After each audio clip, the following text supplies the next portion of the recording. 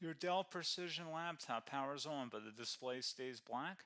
We will troubleshoot startup failures, repair Windows boot issues, restore system files, and use command prompt to get your workstation running again.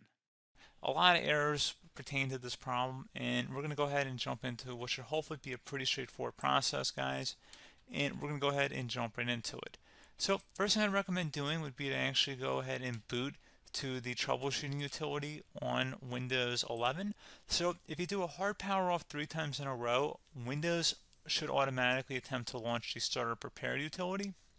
And if it doesn't find anything, it will give you the option to select advanced settings, in which case it will take you to a screen that looks like this. Now, if it does not take you to a screen that looks like this or you're unable to get to that, you can also download the Windows 10 Media Creation Utility, or Windows 11. They probably will make a creation utility for Windows 11 at some point. And it doesn't really matter, you can actually run the Windows 10 utility on Windows 11 as far as I'm aware. And you should be able to run the troubleshooting utilities built in within it. So you just would go ahead and download it to an ISO file and then burn it to a DVD or USB. It'd have to be about 4 gigabytes or more. It couldn't be a small USB flash drive, and it couldn't be a CD. It'd have to be a DVD. And then you boot your computer from it. So depending on the computer manufacturer, you'd have to tap a different key on your keyboard in order to launch that menu, in order to select what boot drive you want to go off of. So it could be anything between the escape key, F2, F8, F12, for example, and those are the function keys on the top of your keyboard. So you may have to just do a little bit of trial and error. Shouldn't take you more than a couple minutes. Googling it would probably be best before you even begin. But anyway, we're ready to go ahead and jump right into it. So we're on the choose an option page. So these will look very similar whether you're booting from it directly within Windows itself, or if you're plugged in a USB flash drive with the media creation utility installed and you selected the recovery option. So when you are setting up your Windows 11 installation or Windows 10, depending on the drive you're using, there should be an option to repair your computer in the bottom left corner of the dialog window, one of the first screens that comes up. You go ahead and select that, and then it would take you to a troubleshooting screen like you see here. And you want to go ahead and select troubleshoot, reset your PC, or see advanced options. And then there are going to be a whole bunch of options in here that we're going to explore in today's video. The first one, we're going to actually go underneath advanced options and then select startup prepare, fix problems that keep Windows from loading. So go ahead and select that first.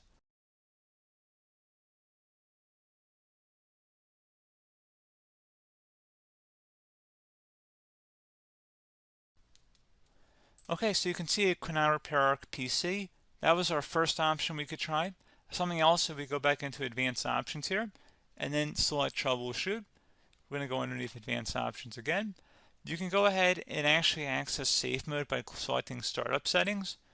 And then if you select the restart button, you have the option on the screen select safe mode with networking, which will give you a key on the screen. It'll tell you which key to press to enter that. I believe it's the F7 key. It'll do that for you. I'm not going to go over that in today's tutorial because I don't really want to go into safe mode, but you're more than welcome to attempt that by going into here and then selecting restart. Again, it'll launch another screen. It'll say what key do you want to press, and it'll give you like 7 or 8 different options, and you want to select safe mode with networking. There's also an option for a command prompt too, but that's going to be something we're going to cover later in this video, and we don't even have to go through that in order to access it. So that's why I'm not going to really push for that, because unless you know exactly what's causing the problem, you probably don't need to go into safe mode. Unless you're trying to recover files, in which case then you definitely can go into safe mode, but we're trying to actually recover our computer here. So I hope that makes sense. Something else we can also try here as well would be to uninstall updates, remove recently installed quality or feature updates from Windows. So if you go ahead and select that, you can uninstall the latest quality updates, which generally is the more day-to-day updates. Feature updates are the less regularly released ones, like the big ones. I would equate it to service packs in like Windows 7 and Windows Vista and Windows XP. So larger updates that occur once or twice a year at most. And the quality updates are more just a regular update. So probably obviously depend, it'll take longer if you're going to try and uninstall the latest feature update versus quality update, and maybe you don't need to go back that far. So just giving you guys a couple pointers with that. Something else you can also look at here, and we're going to jump into the command prompt in a little bit, but you can select system restore, which will use a restore point recorded on your PC to restore Windows. And this is something I would highly recommend here, guys. So select next.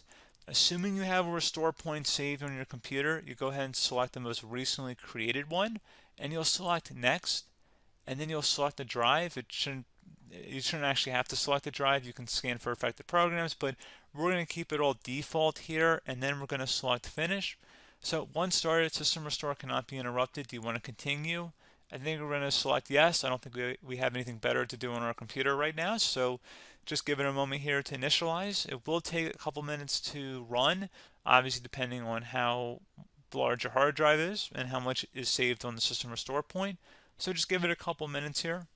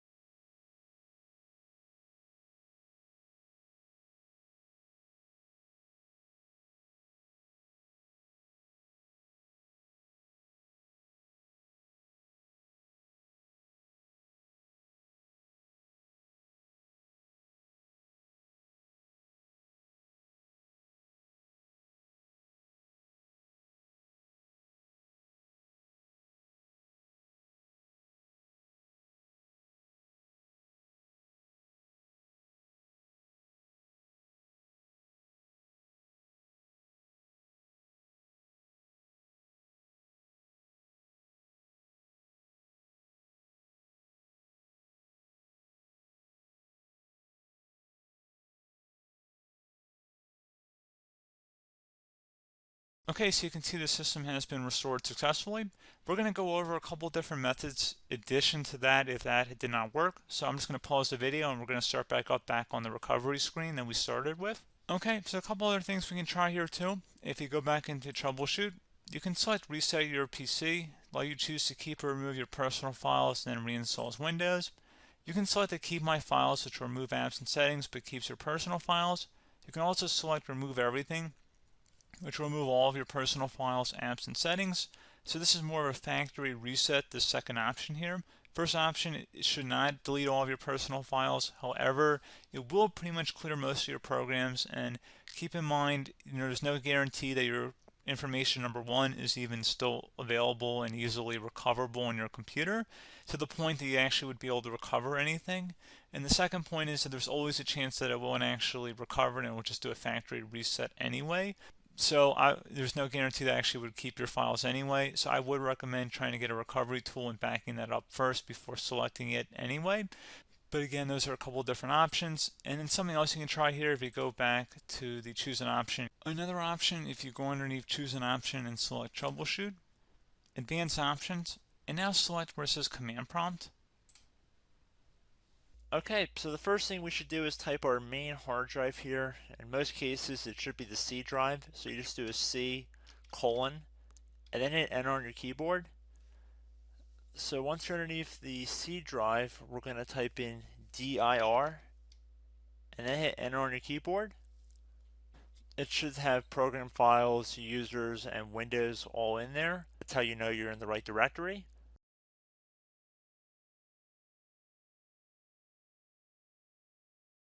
In some cases, it might be the D drive as well, so just keep that in mind.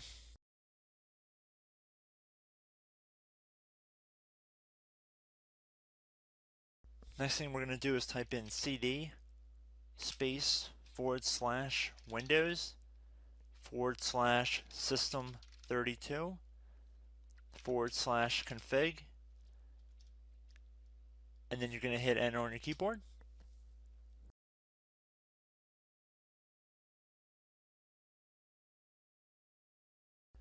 So now you're going to type md space backup.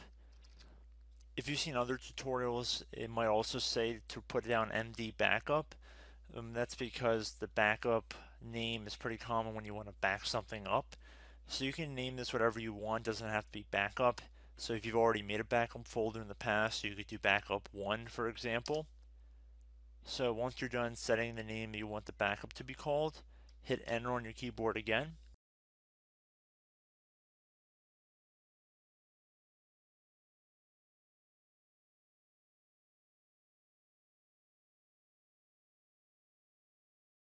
At this point you want to type copy, C-O-P-Y, space, then you want to do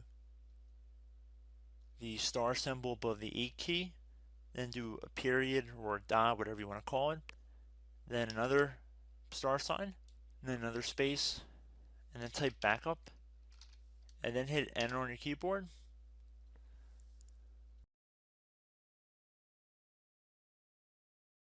Now you want to type cd reg back, REG BACK, and then hit enter on your keyboard. So now that we are under the reg back, so now you want to type dir again, and then hit enter.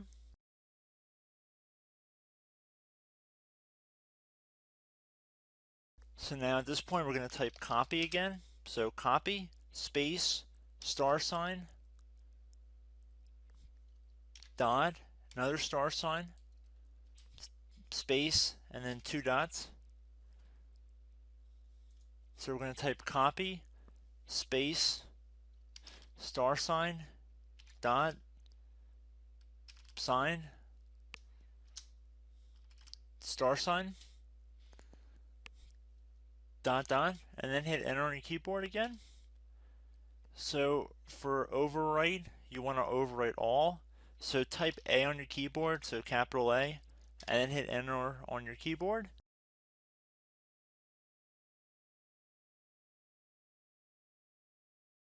So at this point you should be good to go. You can close out of the command prompt window, and if you accidentally continue to Windows 10 you should be all set. So I hope one of these 3 or 4 different methods we went through in this tutorial helped you guys out. Again, I'm not sure if you guys heard me earlier, but try to go back into your safe mode if possible and uninstall any programs you know might be conflicting with the Windows startup if you can get into safe mode. So just keep that in mind. Something very simple like that could be blocking up everything. So again, I hope this tutorial helped you guys out, and I will catch you in the next tutorial. Goodbye.